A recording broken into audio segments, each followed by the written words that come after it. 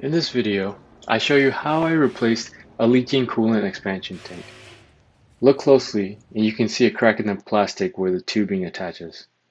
What you'll need are some tools: a flathead screwdriver, a Phillips head screwdriver, a pair of pliers, a ratcheting wrench or a 10mm wrench, a 10mm socket, and an 8mm socket. Parts: replacement coolant expansion tank, and some coolant and distilled water. Begin by draining the coolant, or enough coolant that you can remove the tank if you're not planning to do a flush. To drain the coolant, you'll need to remove 6 8mm bolts off the bottom cover.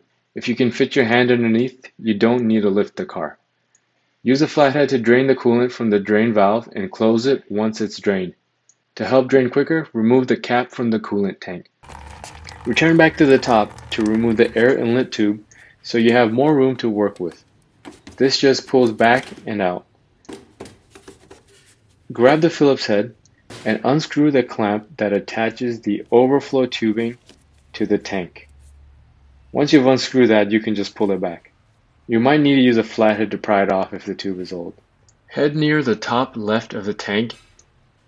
Use the 10mm socket or wrench to unscrew the retaining bolt. There's another clamp at the bottom, as you see here, but we'll come back to that. At the front of the tank, slide the coolant pump out.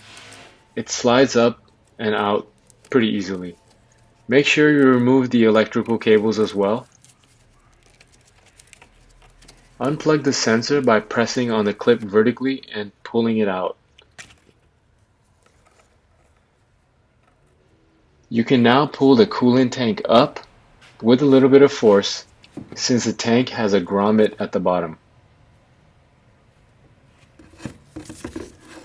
Now back to the bottom tube, the clamp needs to be compressed with some pliers and moved aside for tube removal. After that, you can seat the new tank into the proper position.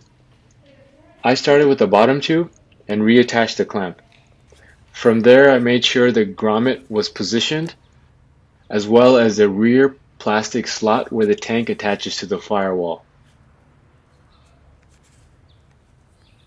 And lastly, the hole for the 10mm socket on the top left.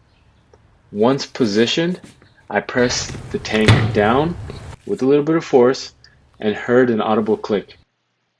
Once the tank is back in position, reattach the bolt, the overflow tube, electrical connector, and reposition the pump and cable.